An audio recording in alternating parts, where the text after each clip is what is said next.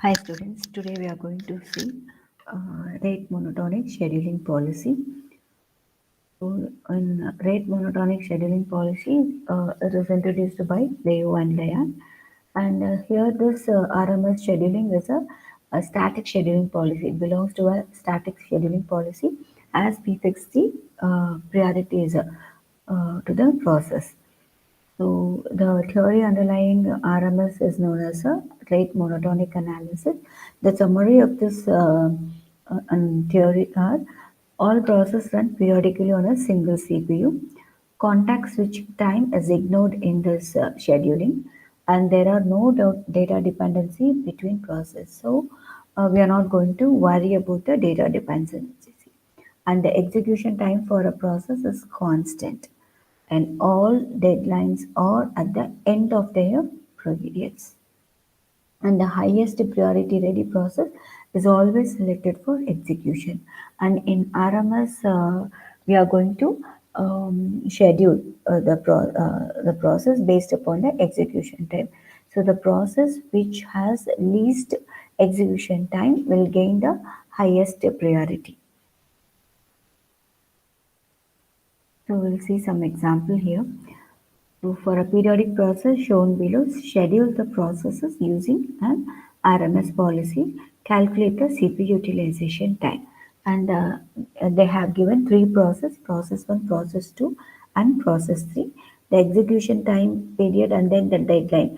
So here the period or deadline both are same. So the process P1 has the execution time as 1 and period as 4, as well as P2 as execution time 2 and period as 6, and P3 execution time is 3 and period is 12. So the meaning here is for every 4 periods process 1 will be executed scheduled, for every 6 periods once process 2 is scheduled, and for every 12 periods once the process 3 is scheduled. So now, before getting into the problem, the first part we have to do is we have to find the least common multiple of the period or the deadline. Right, so based upon that, because after the common multiple, it will get repeated here.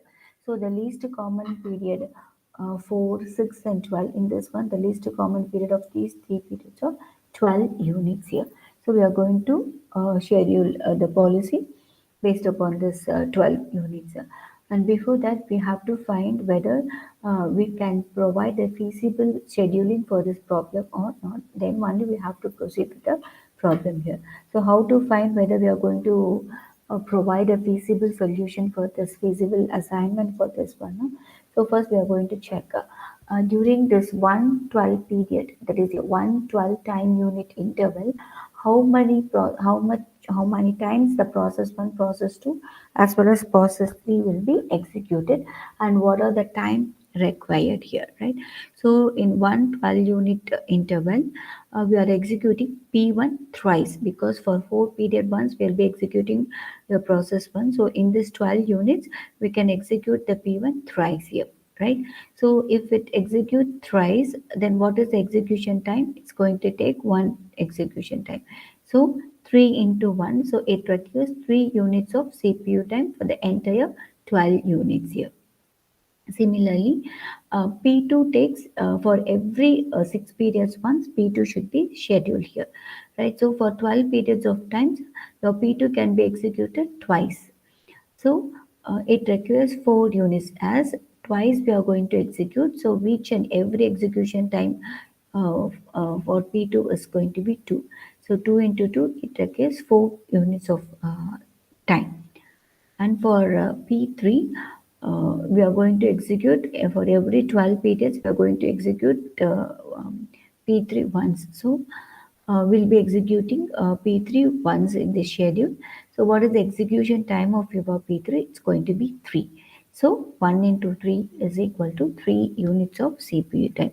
So totally we are in need of 3 uh, time, for 3 units of time per P1, 4 units time of P2 and 3 units time of P3.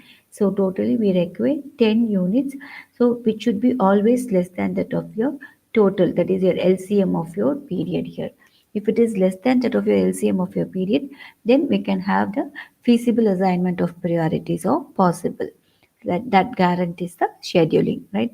Suppose if this total exceeds the least common multiple of the period, then there will not be any feasible assignment. So feasible assignment is of the priority is not possible, since here uh, the total period is less than that of the least common multiple. So we'll have the feasible assignment of properties here. So we'll go to the problem. After we confirm that feasible assignment of priority is possible, so we'll start scheduling the process according to the RMS algorithm.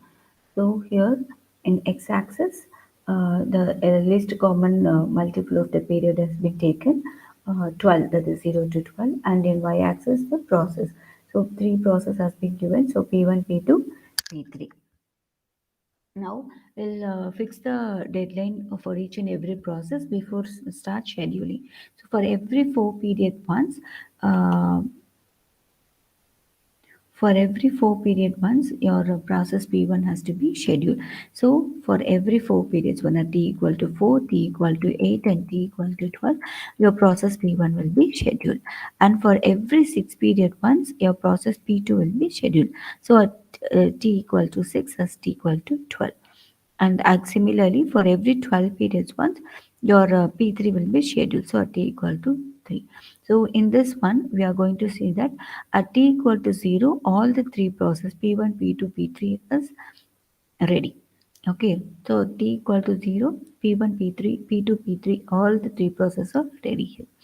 And after that one, then this order again for t equal to 12, the same thing is going to get happen here. That's why we are taking the least common multiple of the period. So at t equal to 0, your P1, P2, P3, all the three processes ready here. So which is going to have the highest priority, that is going to gain the CPU time. So among this one, your P1 is going to have the highest priority as the execution time is very low. So P1 will be allotting the CPU time for P1 here. So execution time is going to be 1. Right, at t equal to 1, your P2 and P3 process are pending. So in this P2 and P3, which is going to have the highest priority now, your P2 is going to have the highest priority as the execution time is least. So P2 is going to gain the CPU time. So the execution time for P2 is going to be 2, right? So 1 to 2 and 2 to 3.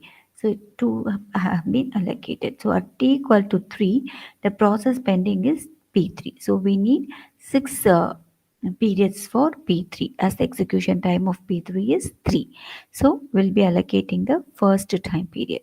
So at t equal to 4, your P3 is pending. So two more periods are needed to complete your P3. But P1 is also scheduled here. So we have to compare P1 with P3, which is going to have the highest priority, that is going to gain the CPU time. So here P1 and P3, so P1 has the highest priority. So P1 is going to gain the CPU time. So we'll be putting your P3 process in the wait state, and then we'll be allocating the CPU time for the P1. So one unit of time has been allocated. So at t equal to 5, no other process is pending, only P3 is pending. So it needs two more period. So we'll be allocating one period for P3. But at t equal to 6, again what happens? P3 is pending. It needs one period to complete that process, and P2 is also scheduled here, right? So in this one, we have to compare P2 with P3, which is going to gain the highest, which is having the highest priority, that is going to gain the CPU time. So P2 and P3, among P2 and P3, P2 is going to gain the CPU time as it is the highest priority. So the execution time for P2 is 2 units of time. So we'll be allocating 2 units of time. At t equal to 8, again P1 is scheduled and P3 also pending. One period. It needs one period to complete that P3. But comparing your P3 and P1, P1 is have the highest priority, so it is going to gain the CPU time. So one unit of time has been allocated. So time t equal to 9. So only P3 is pending. So we'll be allocating your P3. So, and at t equal to 11, 10 and 11, there is no process has been scheduled here. So, it's going to be ideal. So, what happens? We have executed thrice as earlier we saw. So, P1 is executed thrice, P2 is executed twice, 4 times. That is 4 periods here. Twice it has been executed. So 2 into 2, it's going to be 4. And P3 we have executed only once. So the time period taken is going to be 3. So 1 into 3 is 3. So the CPU utilization time is, so total period is going to be, LCM is going to be 12. Out of this 12, only 10 of the period CPU time has been utilized. Remaining 2 periods has been ideal. So 10 divided by 2, the CPU utilization time is 0.38333. So this is how we have to calculate the CPU utilization time and how to schedule using a RMS algorithm.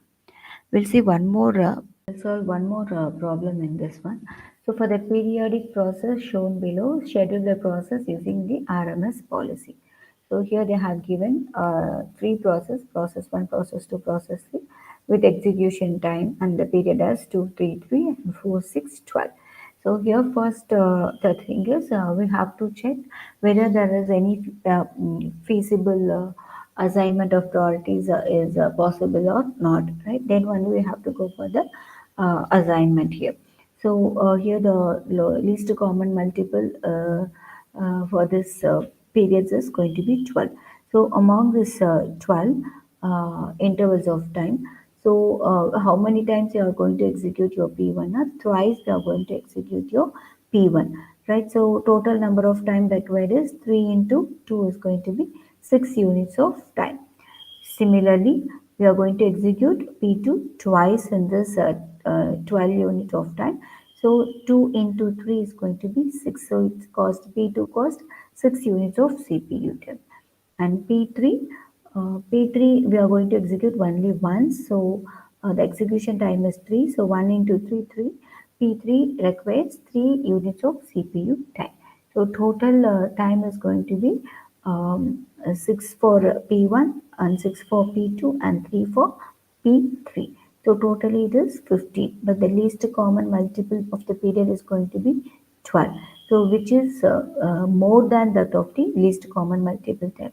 So since it exceeds some least common multiple time, so clearly there will not be any feasible assignment here. So feasible assignment of priority is not possible for the guarantee scheduling. So we will finish it of this problem this way. So if there is feasible assignment, if the feasible assignment is possible, we'll go for the scheduling. If there is no feasible assignment, you have to finish the problem as no feasible assignment is possible uh, for this for the guarantee scheduling. Thank you, so students.